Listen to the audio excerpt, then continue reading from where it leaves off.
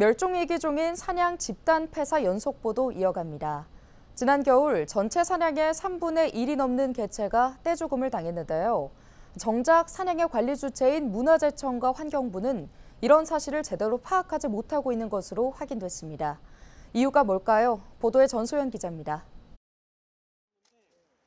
눈 위에 사냥 한 마리가 쓰러져 있습니다. 이미 탈진해 미동도 없습니다. 지난 겨울 이렇게 쓰러진 채 발견된 사냥만 700마리가 넘습니다. 사냥이 이미 죽었을 경우엔 구조단체나 지자체가 멸시신고서를 작성해 문화재청에 보내야 합니다. 사냥이 천연기념물이기 때문입니다. 문화재청이 멸시신고서를 기반으로 폐사 현황 등 통계를 작성하는데 구체적인 정보 확인이 부실하다는 지적이 나옵니다. 지난 겨울 제출된 멸시신고서입니다. 자세히 살펴보면 사고일자, 내용, 경위 등을 적게 되어 있습니다. 하지만 어디에도 사냥의 성별이나 연령을 적는 칸이 없습니다. 일단 저희는 신고받고 이제 현상만 관리를 하고 있는 거죠, 거기서. 암수 구분, 나이 구분도 안 되나요? 네, 그렇게까지는 안 돼 있거든요, 신고서가. 신고자가 자발적으로 적지 않는 이상 죽은 사냥의 세부 정보를 알 수가 없습니다. 향후 복원 계획을 세울 때 필요한 사냥 생태계 정보가 부족해지는 겁니다. 서류만 받는 거죠. 그러니까 문화재청은 그냥 최종적으로 수치만 관리하는 거예요.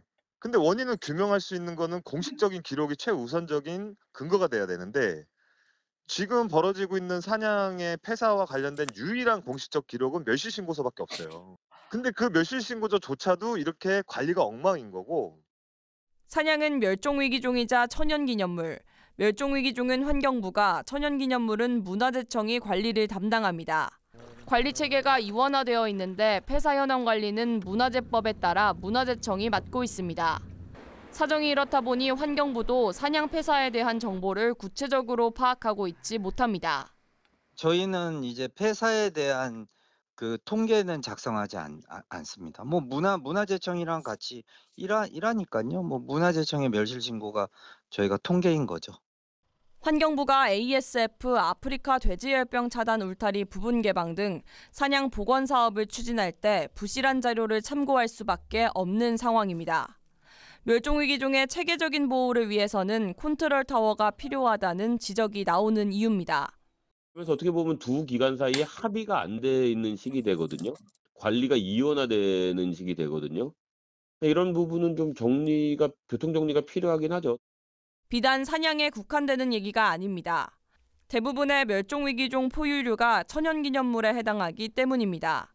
한 해 60억 원이 넘는 예산이 투입되는 멸종위기종 복원 사업. 정밀하고 체계적인 관리가 필요해 보입니다. 헬로티비 뉴스 전소연입니다.